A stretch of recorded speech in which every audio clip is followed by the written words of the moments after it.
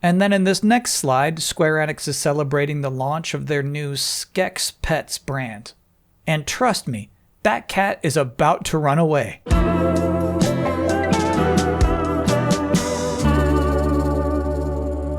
After the public drubbing they received in last week's Sony financial reports, Bungie this week announced that development on Destiny 2 would be ending rather abruptly, June 9th, 2026. It's less than 3 weeks from now.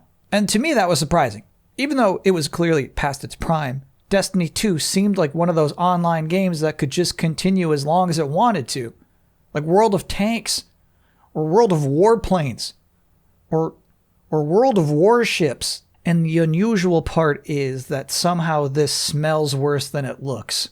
Marathon is already not doing great, and Bungie's next big thing isn't even lined up yet. Here's the killer sentence. As our focus turns towards a new beginning for Bungie, we will begin work incubating our next games. While initially that might sound kind of exciting, like heck yeah, they're brainstorming up a new game? How fun!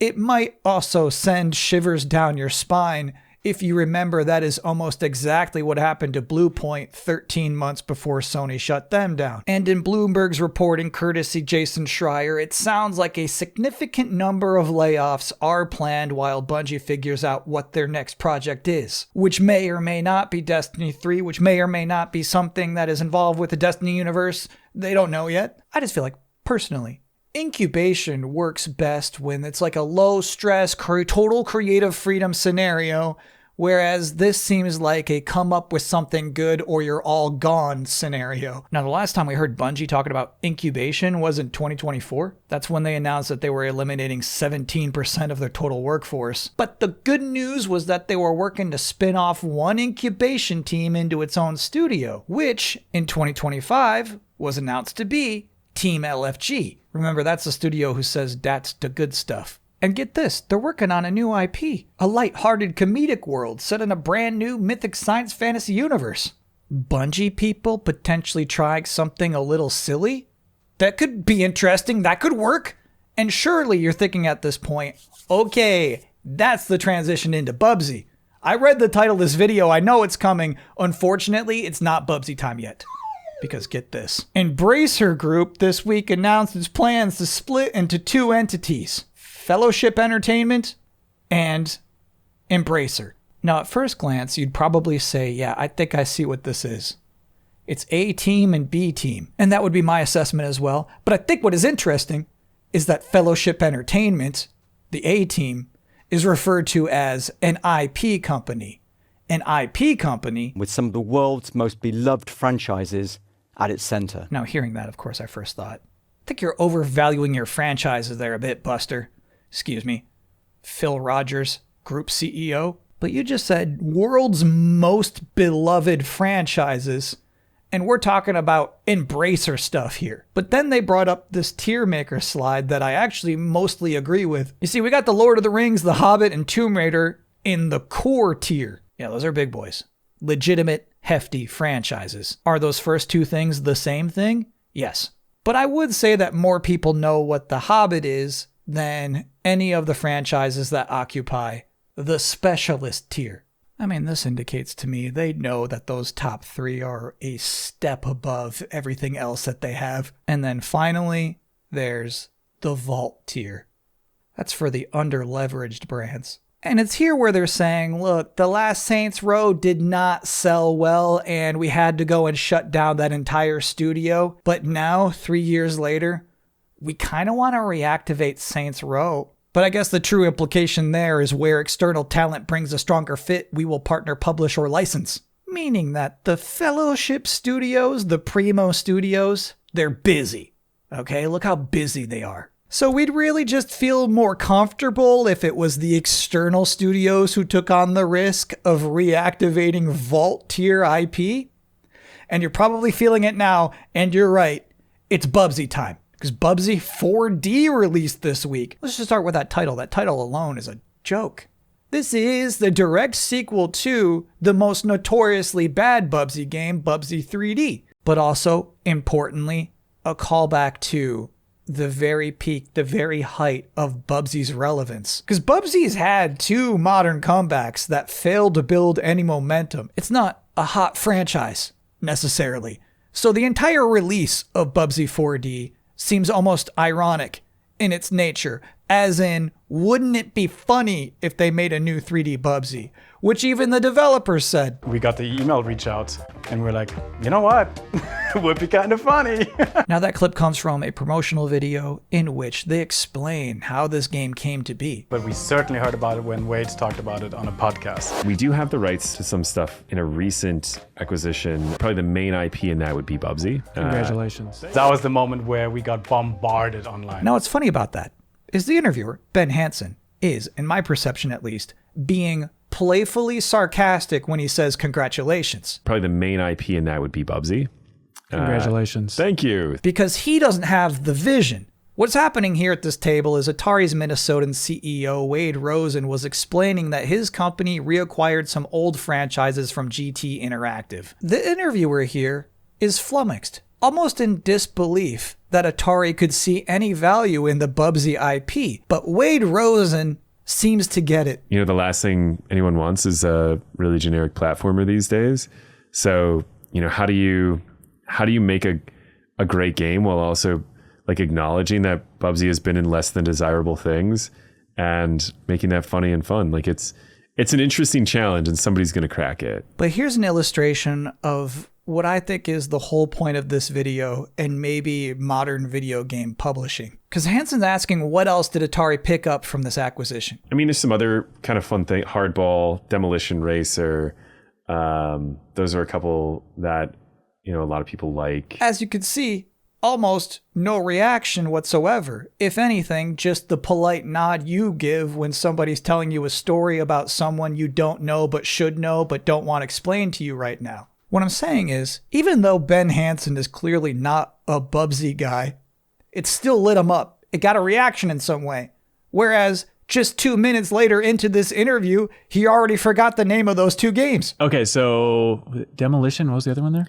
Oh, Demolition Racer, Yeah. Hardball, which is a really famous baseball series. Okay. And to be fair here, I didn't know those other games either. And I think that's the value of Bubsy. Sure, it's a joke IP. Sure, there's never been a single good Bubsy game. Fine.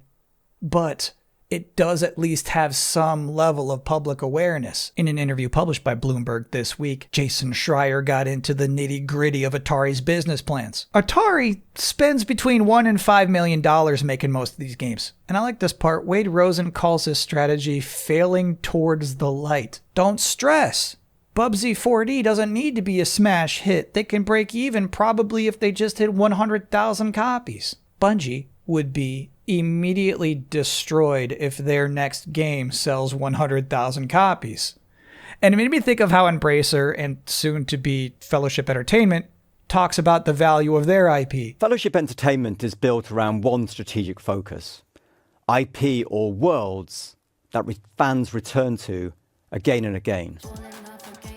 Here's what that means. Game worlds that generate fans, not just customers. Worlds that compound in value over time through games, film, television, print, merchandise, and experiences that extend far beyond any single release. It's strange. I think that's almost a Nintendo way of looking at it, that no one singular game is the franchise. It's just a part of it, a contribution to it. I think a big difference, though, is that Nintendo likes to make video games that are very good. And then, in reference to the Fellowship Entertainment gutter tier, the Vault franchises. The fans waiting for those franchises are real, and they've been patient. We hear that. Activating even a handful of these properties creates meaningful, incremental value, and it's something we are actively working on. What I'm saying is that, look, Bubsy 4D has not reviewed well, but seemingly it has succeeded in becoming the best Bubsy game. Meaningful, incremental value. So you might scoff at a 73. You might say a 73 is a bad score. But to me, that just looks like failing towards the light, baby. And that's delayed input. I'll be back next week. Until then, thanks for watching.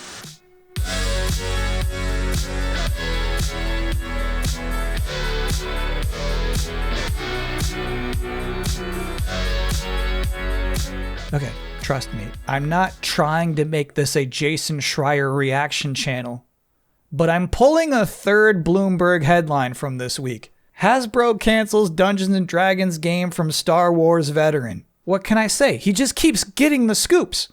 By the way, look at that title again. Do you see how important IP is in getting attention? The Star Wars veteran is unfortunately not Commander Cody.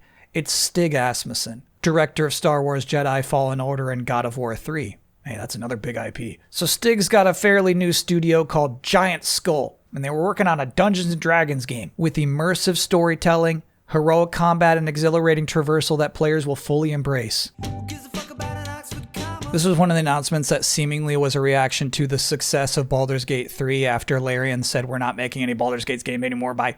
And the initial press release is funny to go back to. Hasbro stressing Giant Skull includes star-studded talent from premium studios who have consistently developed and launched award-winning, globally successful franchises. I'm telling you, it's a franchise world out there. Later, they're referred to as an elite team. So that's a bit intense and maybe overblown, but not that different from the language Wade Rosen was using when explaining how Atari picks its development partners. He said, you find a team that's firing on all cylinders and already delivering a really good game in the genre. I think that ultimately is what helps de-risk those projects. I like that, de-risk. De-risk is some good business talk. Essentially here, Atari is using the same strategies as Hasbro and Embracer, but on a Bubsy scale. And last thing, I was looking at Giant Skull's website, and it's crazy in this way where I think maybe you do have to fake it till you make it sometimes. Like, this studio has not developed a single game yet, but they did feel the need to convey that they are an elite team. It's got this weird thing up here. I typed in activate Giant Skull protocol and something actually happened.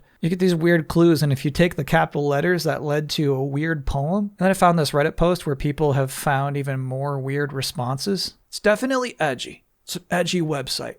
The annoying thing is when you click on the studio values. You get 11 seconds to read these values before the screen starts shaking around and then doing all this weird stuff. Nice try trying to read our values, bro. Look at these cells. So at the end of Jason Schreier's article regarding the future of his studio, Stig Asmussen says, things are good at Giant Skull. Now, to me, that's reminiscent of I'm fine in the West. But I guess it's best to take his word for it that the studio will be fine, that they'll find something. And it does at least make me feel less conflicted in awarding GiantSkull.com the most abrasive game studio website on the internet. Congratulations. And I mean that in a playfully sarcastic way.